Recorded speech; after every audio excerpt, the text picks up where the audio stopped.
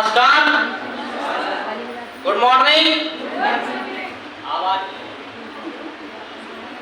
नमस्कार दोस्तों, good morning. मेरा नाम संतोष कुमार है और मैं इसी उत्तर प्रदेश के अंदर का डिस्ट्रिक्ट महोबा से बिलोंग करता हूँ। आज के इस प्रमोशन डे में सेरेमनी में आप सभी का स्वागत है और मैं बताना चाहूँगा, आप सभी लोग जिस उम्मीद और विश्वास के साथ आज आपने इस इंडस्ट्री को चुना है, तो कहीं ना कहीं आपने शुरुआत किया है तो आपने देखा है।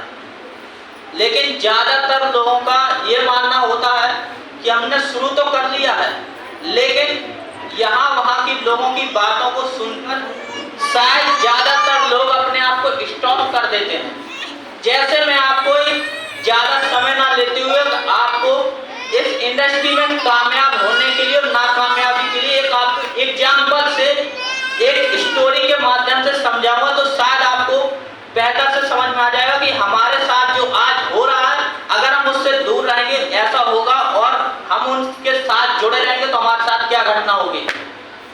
तो शायद सभी लोग किसी ना किसी भगवान की पूजा करते होंगे, चाहे वो अल्लाह की करते हो, भगवान की, गॉड, लक्ष्मी, काली, जो भी मानते हो। लेकिन आज इस दुनिया के अंदर कोई भी ऐसा व्यक्ति नहीं होगा जो यमराज की पूजा करता हो। क्या कोई कर रहा है? क्योंकि सब लोग को डर रहता है कि यमराज ना चाहे जो आ जाए, क्योंकि यमराज आएगा तो हमको ले जाएगा।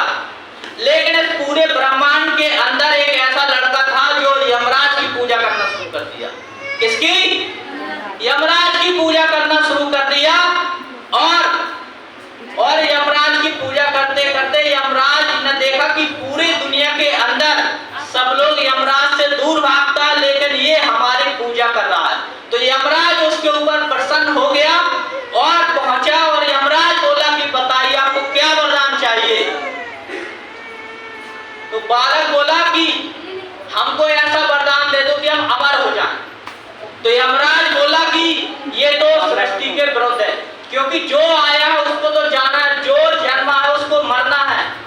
मैं आपको अमरता का वरदान नहीं दे सकता, लेकिन मैं आपको ये वरदान जरूर दे रहा हूं कि जब मैं किसी व्यक्ति की जान लेने आऊंगा, अगर उसकी सर की तरफ मैं पहुंच गया तो समझ लो मरने वाला है, और पैर की तरफ पहुंच गया तो बच जाएगा, यानी कि मरने वाला भी होगा, तभी वो उसको मौत नहीं आएगी। तो इस समय बीतता गया, उसको वरदान दिया, तथास्तु हुआ, यमराज चला गया और पूरी दुनिया में सिर्फ यमराज उसी को दिखाई दे रहा होगा। तो कुछ समय बीतता है, वो गांव के बाहर निकलता है तो देख रहा होता है कि ये बुजुर्ग बहुत ज्यादा बीमार होता है और लोग उसको गंगा जल तुलसी पिला रहे होते हैं और कामना कर रहे हैं कि इसका अंतिम समय आ गया है। और वो देखता है कि यमराज उसके पैर की तरफ बैठा है, तो वो जाके बोल देता है बुढ़ा मरने वाला नहीं है, अभी इसकी उम्र और आगे है। तो पता चलता है 102 दिन बीतता और बुढ़ा सही हो जाता है, यानी कि चलने फिरने लगता है।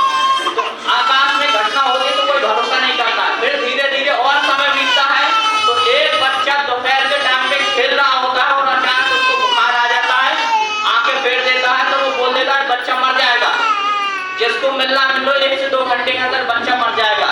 और वो कह के चला जाता है और 2 घंटे बाद वो बच्चा मर जाता है।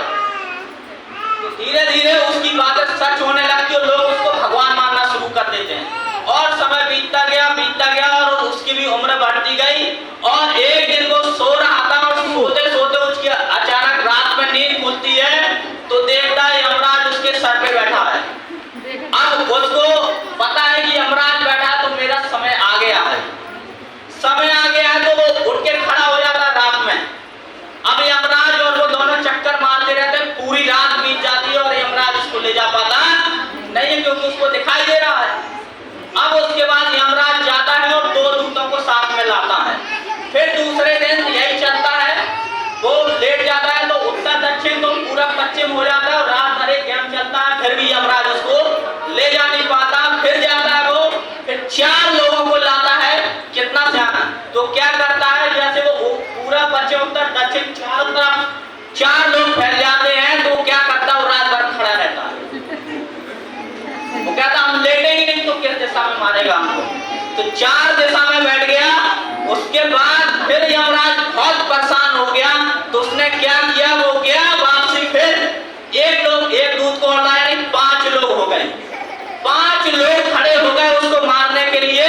तो क्या किया, वो सर के बल खड़ा हो गया, यानी कि रात भर खड़ा रहा, और सुबह उसके घर वाले जगाना शुरू किए, तो खिड़की से देखे कि सर के बल खड़ा, ऊपर पैर है। तो उनके घर वालों ने बोला कि लगता है इसको बुखार चढ़ गया, ये पागल होने जा रहा है। तो दरवाजा तोड़ के उसको निकलवाया।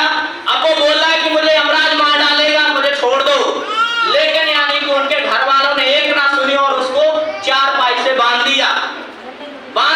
तो वो आराम से लेट गया। तो यमराज आया और उसके सर पे बैठ के बोला, बहुत परेशान किया है, बहुत चालू है, या मुझसे पंगा ले रहा, अब तुझे कोई बचा सकता नहीं है। तो लड़का बोला कि बात इस बात पे नहीं है कि बचा नहीं सकता, अगर मेरे घर वालों ने मुझे बांधा नहीं होता तो तू क्या, तेरा बाप भी मेरा कुछ बिगाड़ सकता नहीं था। तो कहीं ना कहीं यानी कि ये बात हमारे सभी लोगों की लाइफ में लागू होती है कि हमें बहुत सारे यमराज मिलेंगे, हमारा यमराज कुछ नहीं कर सकते, लेकिन हमारे अपने ही लोग हमारा टांग पकड़ के खींचेंगे। उस लड़के को यमराज दिखाई दे रहा था, बाकी किसी को दिखाई दे रहा। उसी तरीके से आपने इस इंडस्ट्री को चुना है, तो आपको दिखाई देगा कि आने वाले समय में 2 साल 3 साल 4 साल समय देने के बाद हमारी लाइफ क्या होगी, हमारे सपने कहाँ होंगे, हम किस जगह रह रहे होंगे, कौन सा घर होगा, कैसी गाड़ी होगी, हमारी पर्सनालिटी क्या होगी, ये सब कुछ हमें दिखाई दे रहा, ना तो हमारे पड़ोसी को, ना रिश्तेदार को। तो मेहनत हमें करना है, सपने हमारे हैं, तो दौड़ना हमें पड़ना है, दौड़ना हमको हर हाल में पड़ेगा, क्योंकि जीवन एक संघर्ष है। तो सभी को मेहनत करनी है, दिल से काम करना है, यमराज से और अपने आसपास के लोगों से बच के रहना है। दिल से मेहनत करिए। बाकी मेरी शुभकामनाएं सभी के साथ है, हम सभी लोग आपके सपोर्ट में हैं, हर पल आपके साथ कदम कदम पे हैं। आप चलते रहिए, मंजिल आज नहीं तो कल सभी को मिलेगी। तब तक के लिए best of luck. So thank you. बाकी सर को मैं बुलाना चाहूंगा, सर आगे कंटिन्यू कर मीटिंग को। So please sir. Thank you.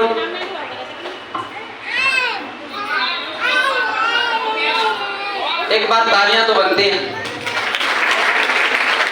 कड़ी सर ने कमाल की स्टोरी एक उदाहरण के माध्यम से हमको समझाना चाहा